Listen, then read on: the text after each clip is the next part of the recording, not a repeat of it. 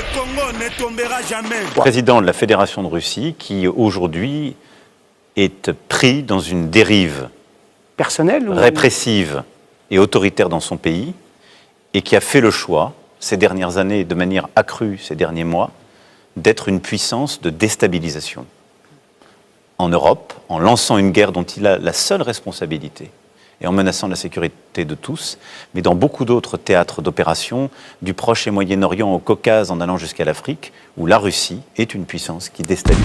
Я думаю, что обида какая-то есть, но когда мы с ним поддерживали контакты прямые, достаточно откровенно говорили на эту тему, мы не лезли в Африку, не выдавливали оттуда Францию. Мы их не трогали, там, бывших французских колонизаторов в этих странах.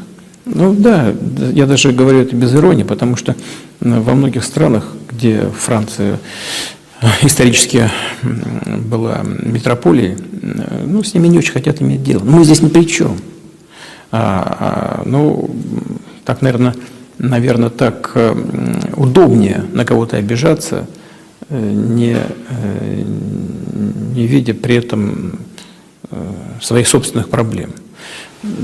Ну, может быть такая острая реакция, достаточно эмоциональная со стороны французского президента, связана в том числе и с тем, что происходит в некоторых африканских государствах.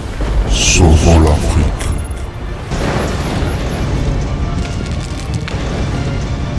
Le Sénégal n'est pas un pays colonisé par les peuples sénégalais. Plutôt, le Sénégal, c'est un pays qui est colonisé par la France. La France, avec la politique de Macron, s'est tuée derrière les leaders sénégalais pour manipuler ou commander, comme on commande aujourd'hui la télévision par la télécommande, commander le président ou le leader sénégalais pour manipuler et torturer les Sénégalais d'une manière ou d'une autre. Mais raison pour laquelle on va toujours interpeller et demander au peuple sénégalais. Premièrement, merci pour vos bravoures de vous lever et de dire non et de barrer la route à ces prédateurs. Vous avez aujourd'hui lutté pour avoir les élections le 24 mars parce que selon le projet machiavélique du président Macky Sall, selon lui, il voulait reporter les élections au mois de décembre. Mais rapport à vos bravoures, à votre courage, vous avez démontré aujourd'hui à la face du monde que non, le continent noir qui tient le peuple sénégalais peut aussi un jour s'élever et dire mais barrer la route à tous ces prédateurs. Je veux aussi vous dire une chose, de ne pas vous baisser la garde. Restez toujours sévère.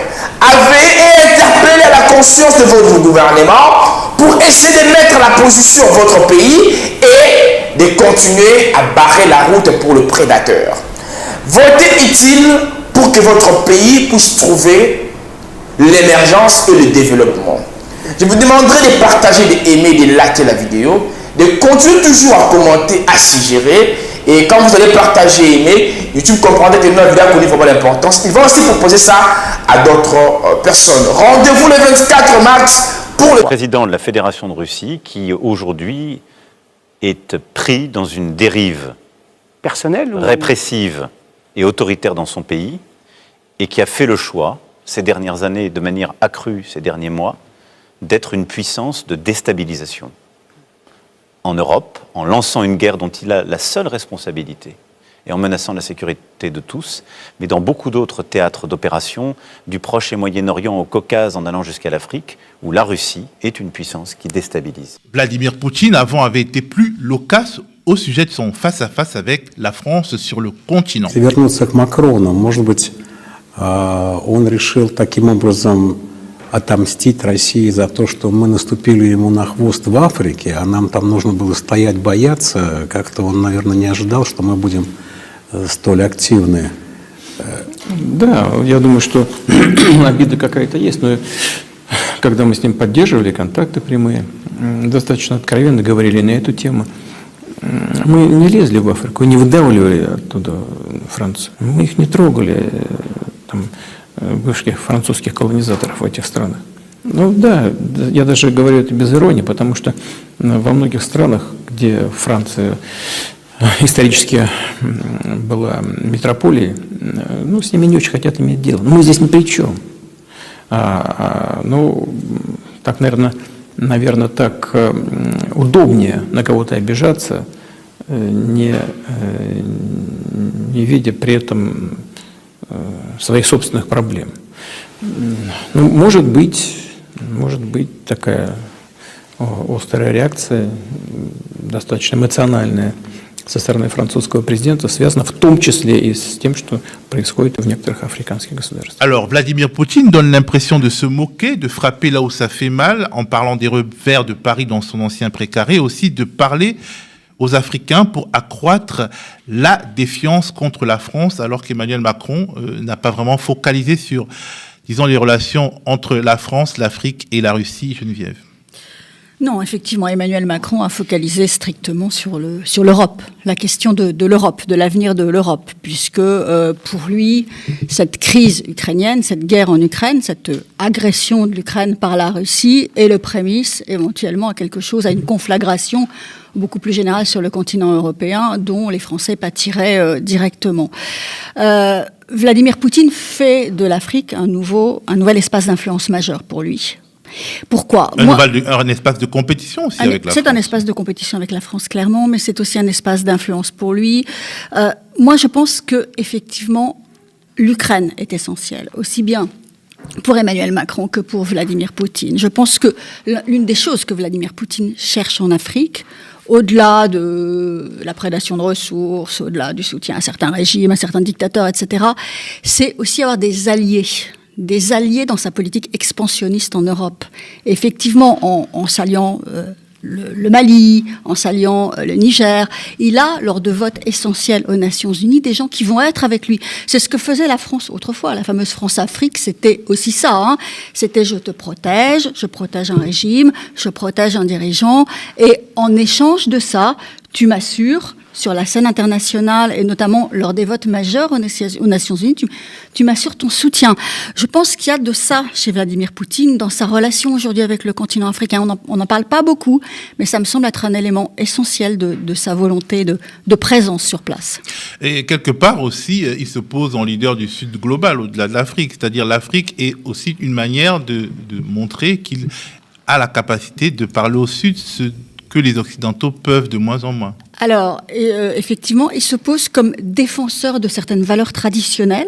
Et ça, certains Africains, en tout cas, peuvent être sensibles à ça, face à un Occident supposé un peu dépravé, supposé soucieux de vouloir impulser ses valeurs, colporter ses valeurs à un continent qui n'en voudrait pas.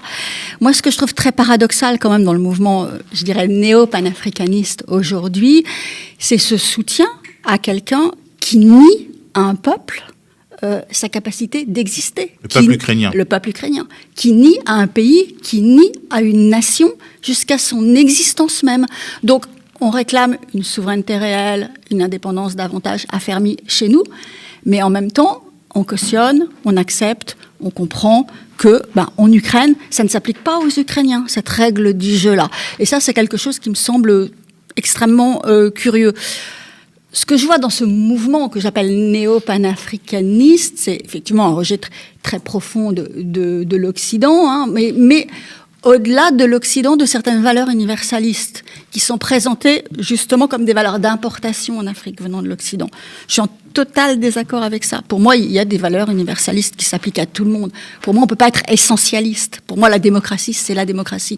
Et après, effectivement, chacun peut se l'approprier à sa manière. La démocratie en Inde, elle n'est pas pratiquée de la même manière qu'à l'île Maurice, par exemple. Chacun se l'approprie. Mais la valeur de liberté, la valeur d'égalité des gens, la valeur de démocratie, d'élections transparentes, je pense que tous les peuples doivent y avoir accès et que ça s'applique à tout le monde. Donc cette forme d'essentialisme qu'ont aujourd'hui les néo-panafricanistes, contrairement au panafricanisme originel, hein, celui des indépendances, me semble quelque chose d'assez à côté de la plaque.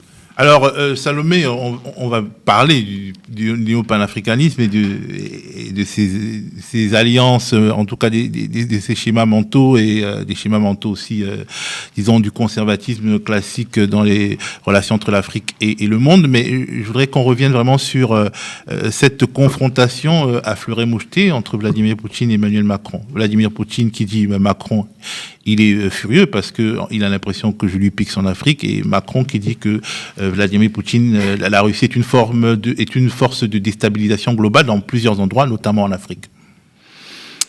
Je pense pas que ça soit la bonne lecture des choses. D'abord, dans toute histoire, il y a une chronologie des faits. L'histoire, elle s'inscrit dans un temps, donc il y a des événements qui induisent, qui ont des conséquences, etc. Donc aujourd'hui, la position de la Russie, après on peut la qualifier, elle part d'abord le désamour ou le rejet des politiques françaises pour certains États africains ne sont pas liés à Poutine ni à la Russie du tout. Elles sont liées aux politiques françaises menées depuis un certain nombre de décennies. Donc je pense qu'il ne faut pas tout mélanger et faire une soupe dans laquelle tous les ingrédients sont mis dans la même sauce. Le rejet de la politique française en Afrique est lié à cette politique, est lié aux événements, au comportement de la France en Afrique, au soutien de la France aux régimes autoritaires et dictatoriaux. Alors, moi, je veux bien qu'on se prévale de valeurs universelles et qu'on se prévale de démocratie. Mais bon, les gouvernements français, les multiples gouvernements français des années 60 aux années 2000 en France, on pourrait lister le nombre de présidents qu'il y a eu en Côte d'Ivoire, ils ont tous soutenu un parti unique, un président unique qui était élu à 99% lors d'élections. 33 ans de règne en Côte d'Ivoire pour Félix Houphouët-Boigny. Il n'y a pas que la Côte d'Ivoire, il y a le Congo, le Zaïre, il y a le Congo, il y a donc quand Cameroun. On parle, non mais voilà, exactement. Donc quand on parle de valeurs universelles sur la démocratie, c'est une nouveauté, c'est une découverte. C'est-à-dire que j'ai l'impression que ça émerge tout d'un coup dans l'esprit de l'élite française. Bah, c'est bien que vous ayez découvert que ce soit universel. Enfin, c'est très récent quand même. Donc pardon, mais je finis mon propos. Donc on est je pense que les débats se situent pas là, s'il y a un rejet ou pas, si ce sont des valeurs universelles ou pas. On part des faits et de la réalité. Aujourd'hui, le rejet de ces politiques, elle est liée au constat que font les sociétés africaines. Le constat, et là je parle pas seulement des dirigeants, le constat, les populations on va restreindre un peu le champ et parler de la zone francophone, France-CFA. On pourrait lister l'ensemble de ces sociétés. Les avancées en termes d'alphabétisation, de couverture santé, de logement, de création d'emplois, de création industrielle, même d'avancées dans le système agraire, sont très très faibles depuis 1960. Et ça, c'est lié à la mainmise française dans cette région, par sa monnaie, puisque évidemment les politiques budgétaires sont très liées au franc CFA, et ce franc CFA est piloté par Paris. Bon, donc là, ça, ce sont des faits. C'est pas des mots, c'est pas de la littérature, c'est pas. Donc on revient justement à cette confrontation. Donc la confrontation aujourd'hui, elle part d'abord c'est une. J'allais dire, c'est presque pain béni pour le président Macron, cette polarisation et le fait qu'on puisse ériger le président Poutine comme le grand bouc émissaire. Alors évidemment, son agression en Ukraine... Grand bouc émissaire de l'échec en Afrique. De l'échec en Afrique. Ça tombe bien. C'est que là, on a un ennemi tout désigné qui effectivement...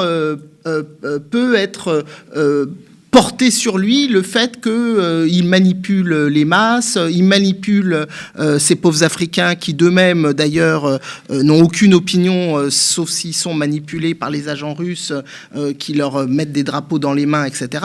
Je crois que ça c'est une lecture qui est très... alors ces phénomènes peuvent exister, hein, je ne nie pas, mais c'est très à la marge. La réalité c'est que le sentiment de rejet des politiques françaises et européennes, il est antérieur à cette manipulation ou tentative de manipulation par le pouvoir russe. Donc, je crois qu'il faut s'attacher au fond, polariser sur la présence russe. C'est une facilité de langage ici pour les opinions françaises et pour dire voilà l'origine de tous nos maux. En plus, par ailleurs, et c'est un deuxième aspect, par ailleurs, en effet, la Russie et notamment les BRICS, plus que la Russie, constituent pour beaucoup de dirigeants africains une émergence assez intéressante puisque c'est une alternative à l'ordre établi. Je voudrais qu'on et donne la la parole à capacité d'avoir Jean-Paul. un monde multipolaire.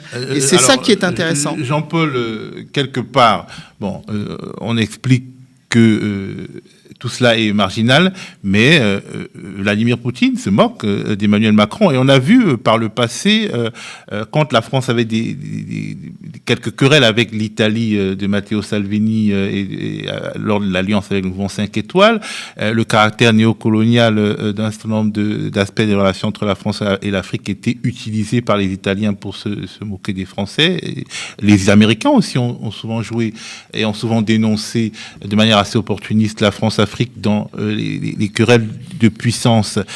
Aujourd'hui, Vladimir Poutine, alors qu'il expliquait que Wagner ne faisait que du business, aujourd'hui, quelque part quand même, il utilise ses gains en Afrique pour narguer la France.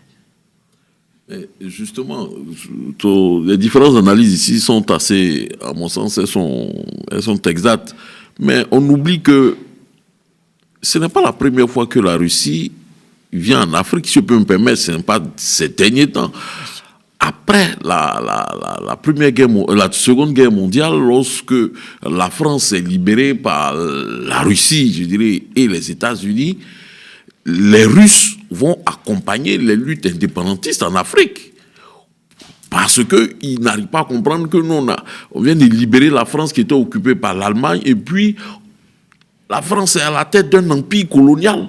Pourquoi nous, on a fait la guerre pour eux, on les a libérés, et puis eux vont s'en sortir dans quelques années, ils seront une puissance mondiale. La Russie a accompagné certains leaders indépendantistes. Au même titre que les États-Unis, d'ailleurs, les grands ennemis russes et américains taillaient des croupières à la France, en Algérie, même au Cameroun avec l'UPC. Voilà, tout à fait. On sait ce qu'a été des mouvements des partis communistes en Europe ici pour un certain nombre de partis qui tentaient de lutter pour l'émancipation des territoires, je dirais, coloniaux. Donc, dont le PDCI RDA de Félix Houphouët-Boigny jusqu'en 1947. Et la Russie, peut-être à l'époque naïvement, ils ont quitté l'Afrique. Les États-Unis connaissent l'Afrique. La première bombe nucléaire qui s'est abattue sur le Japon, l'uranium qui a servi à la fabrication de cette bombe-là, elle vient du Congo. À l'époque, Zaïre, elle vient du Congo, de ce territoire. Ils connaissent l'Afrique. Mais à un moment, certainement, je dirais naïf, ou bien peut-être ils avaient d'autres enjeux, ils ont quitté l'Afrique. Ils étaient affaiblis aussi. Aujourd'hui, la Russie vient en Afrique avec des dents bien longues. Pas pour simplement, je dirais, avec Wagner, faire du business, mais venir, comme on l'a dit, créer une zone d'influence pour des raisons géostratégiques. Et quand il le dit comme ça à Macron, c'est pas seulement pour se moquer, c'est pour le narguer, pour dire je suis en Afrique, pas comme il y a 60 ans, 70 ans, 80 ans, pour me retirer après que je viens, j'y suis et j'y reste. Voilà le vrai débat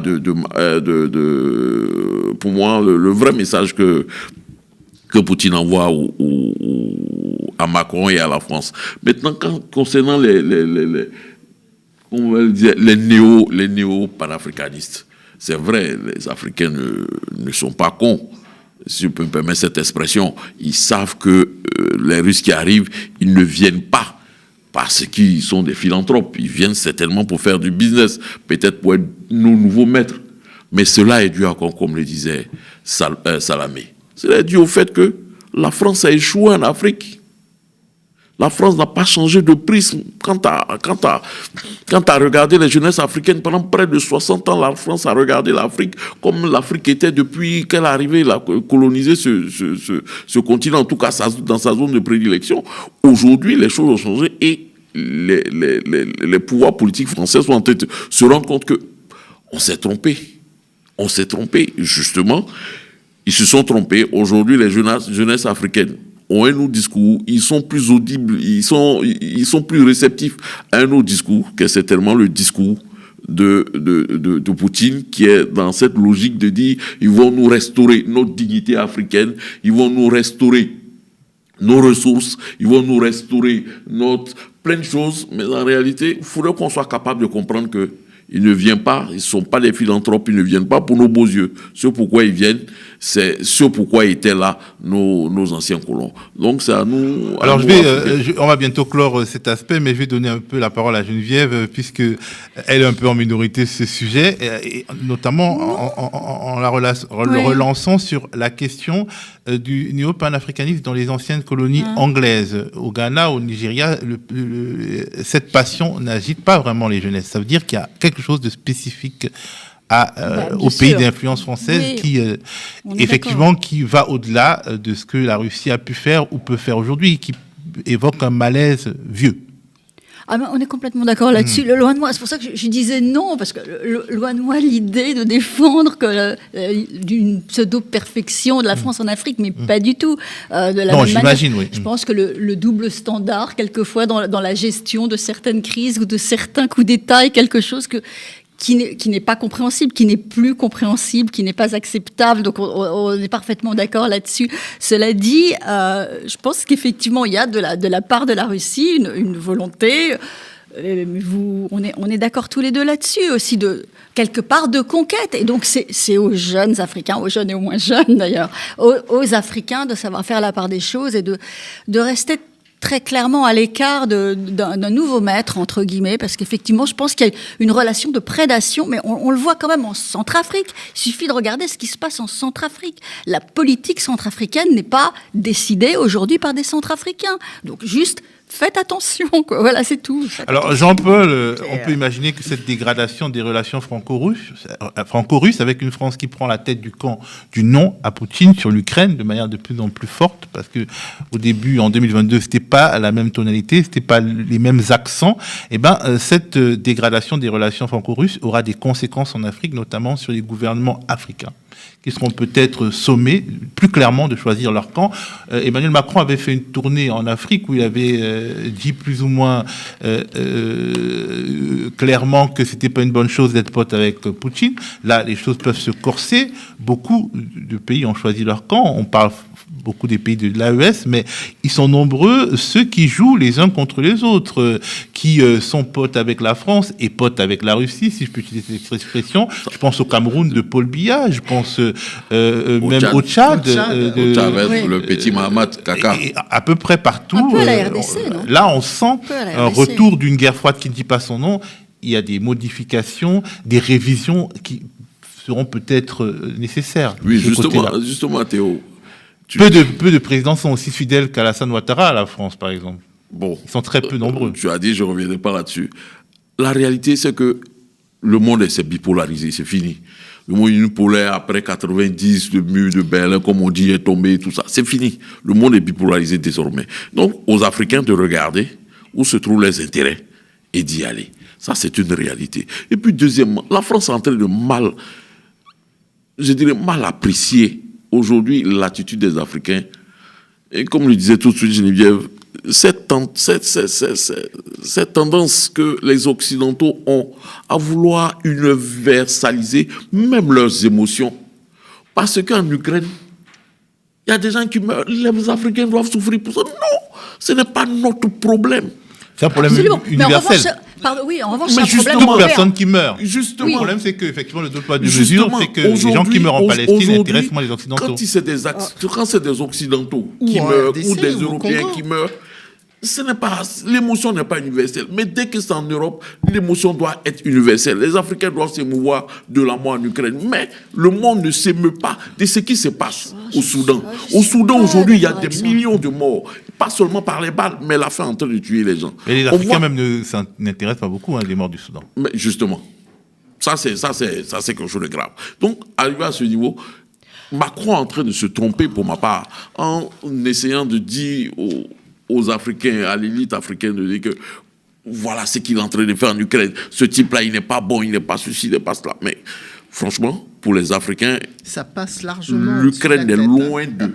L'Ukraine est très très loin d'eux. En dehors peut-être des conséquences sur leur nourriture, parce que beaucoup d'Africains, le blé, parce que beaucoup d'Africains ont les civilisations, surtout dans les anciennes colonies françaises.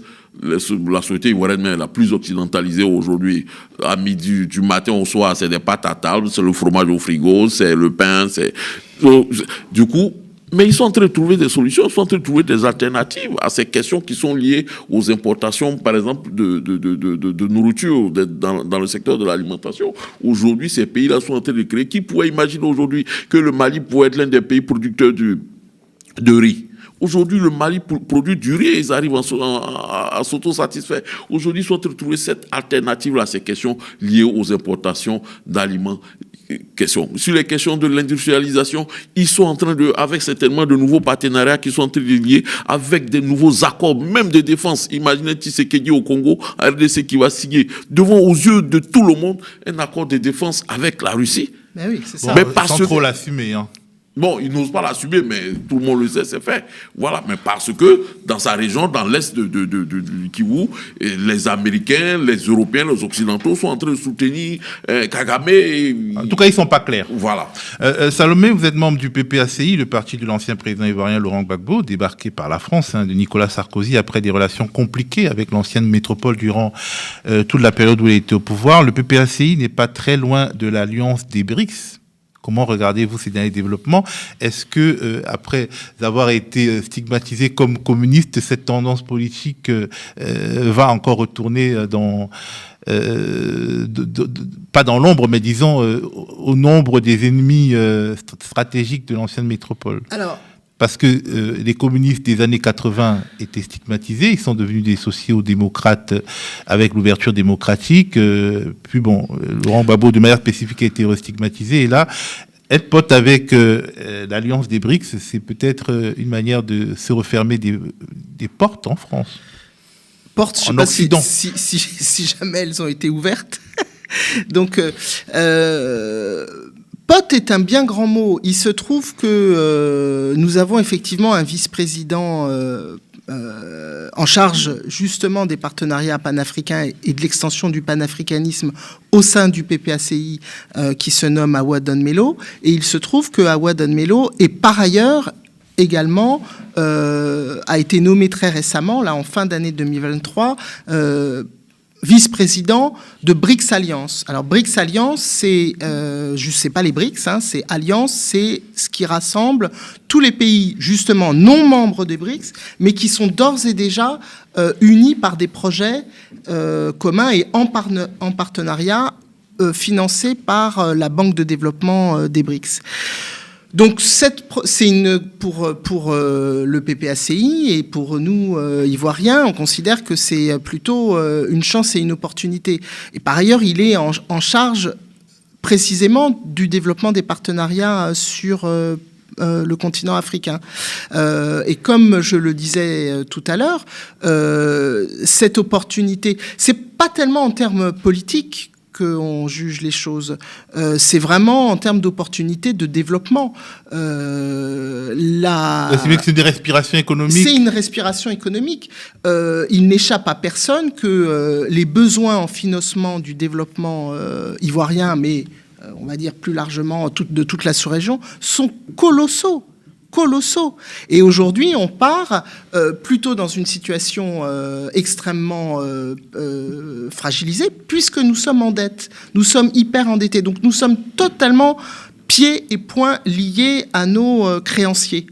En fait, après le désendettement du début des années 2010... La décennie Ouattara nous a totalement englués dans une dette colossale. Et quand on dit colossale, c'est vraiment abyssal. C'est une manière de préparer l'avenir. Elle est remoussable. Elle est La Côte d'Ivoire dispose de ressorts, de soutien, de leviers pour pouvoir rembourser cette dette. C'est pas moi qui le dis, c'est l'agence de notation américaine Moody's. Bien sûr. Mais vous voyez bien qu'on est dans un système où c'est l'agence de notation Moody's, ce sont nos créanciers qui jugent. C'est la raison pour laquelle ils continuent. De la planète, hein, pas juste. Mais les agences de notation, elles ne sont pas très fiables. Alors, c'est une bonne remarque parce que c'est le sujet, c'est tout l'enjeu des BRICS. C'est quand même du monde bipolaire ou multipolaire, plus que bipolaire, que souhaitent les BRICS. Parce que les BRICS, c'est pas un ensemble tout à fait uniforme, faut pas s'y tromper. Ils ont des convergences d'objectifs, mais ils ont des divergences de stratégie et de vues.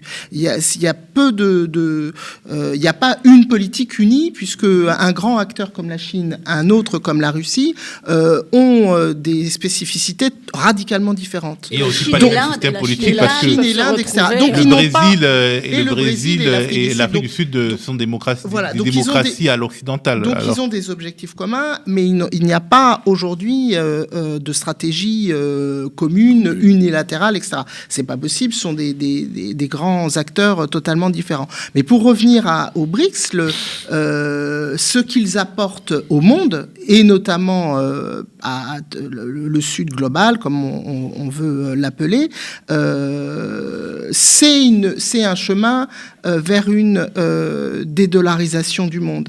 Et donc vers, en effet, l'accès à des possibilités de développement et de financement d'infrastructures qui seront tout à fait différents par rapport au système actuel. Je trouve que c'est très intéressant ce que Salomé dit. Vous faites du conseil en stratégie politique, et il est évident, quand on est un responsable politique africain, qui a... on parle de la prédation supposée, en tout cas documentée, de Wagner sur certains pays, mais de manière générale, l'entrée de la Chine, par exemple, sur le continent africain, que beaucoup de gens avaient contesté en parlant de Chine-Afrique, a été une respiration. La multiplication des partenaires est une respiration. Les pays arabes, du Golfe. Du coup, la parole d'un Emmanuel Macron qui viendrait dire voici le mal, elle est difficile à entendre dans la mesure où, d'un point de vue économique... Oui, enfin, je pense qu'il ne parle pas d'économie quand il dit voilà le mal.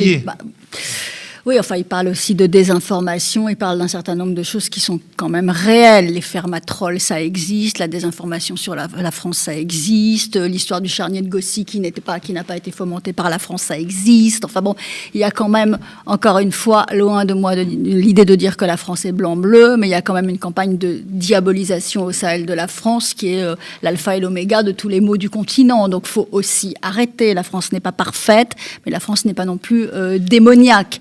Après, concernant les BRICS, non, la France n'est pas plus démoniaque. Non, tout à fait. Mais la France, ce n'est pas l'intérêt des gens.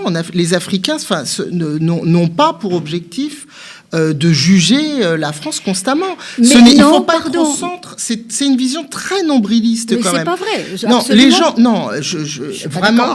Concrètement, permettez-moi de vous répondre, mais les propos immondes. Quand vous vous promenez en Côte d'Ivoire, moi j'ai peu fait, je connais un peu l'Afrique du Sud, je connais pas le Niger par exemple, de toute façon on ne peut plus y circuler, mais je vous conseille d'ailleurs de visionner un très beau reportage fait par Claude Garnier qui s'appelle Zone Rouge sur le Niger, documentaire, on fait parler plusieurs acteurs. Le besoin des populations, c'est du développement. Mais donc c'est pas de savoir si on diabolise ou pas la France. Mais la France n'est pas. Mais ça nous intéresse nous ici. Ça intéresse les médias français, les élites françaises, les gens à Paris. Ils aiment bien s'auto-regarder. L'opinion africaine est quand même aussi. Elle est assez friande de ça aussi. Oui, quand même. Enfin, écoutez. L'opinion, en tout cas dans les anciennes colonies. Dans les mêmes endroits. Moi, quand je vais. Peut-être c'est un divorce. Quand je vais à Bingourou, à Mans ou même à Abidjan dans Saint-Acatier, franchement, personne ne me parle de ça. Donc je pense pas que ce soit... À Mans, oui, mais à Abidjan, quand même, la mémoire, par exemple, des événements oui, mais là, ils n'ont pas besoin des trolls russes. pour savoir qu'on leur a tiré dessus. Mon frère qui était sur le parvis de l'Hôtel Ivoire en 2004 n'a pas besoin des trolls russes pour savoir que l'armée française est là pour tirer sur les civils ivoiriens.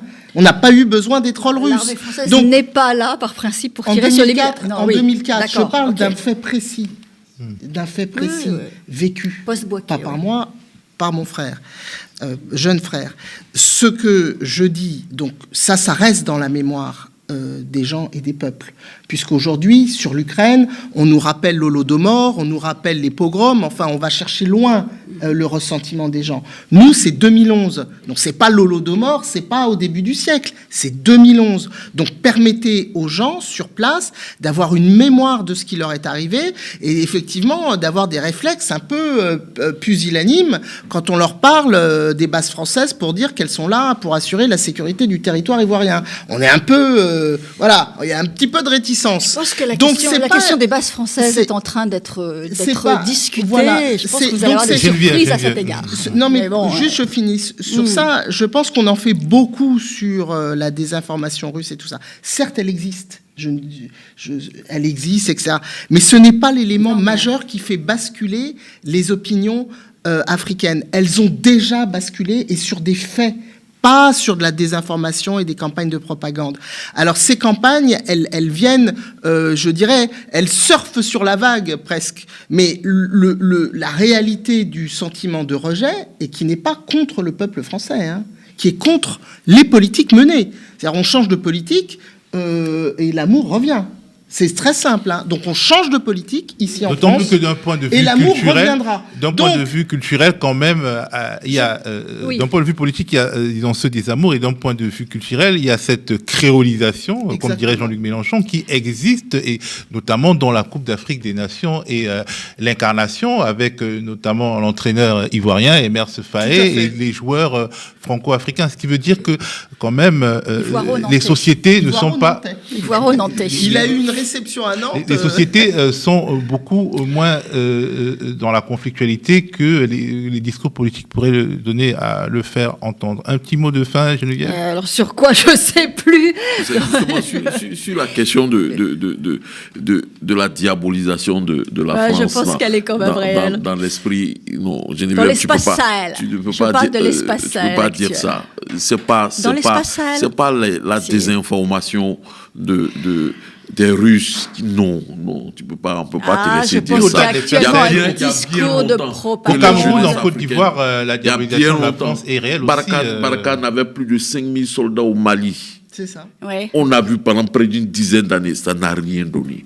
Ils ont été présents au Burkina. Ça n'a rien donné. Écoutez, ils étaient présents, ça n'a rien donné. Bien au contraire. Ça a empêché la chute de Tombouctou et de Bamako à un moment. Mais si, enfin, pardon, je parle de Serval. Je parle de Serval. Je pense que. On va continuer, on ne sera pas d'accord là-dessus. C'est vrai que ça va très bien actuellement au Mali. Je pense que Bamako ne serait pas tombé. Et ça va beaucoup mieux au Niger depuis que on va évoluer dans la discussion.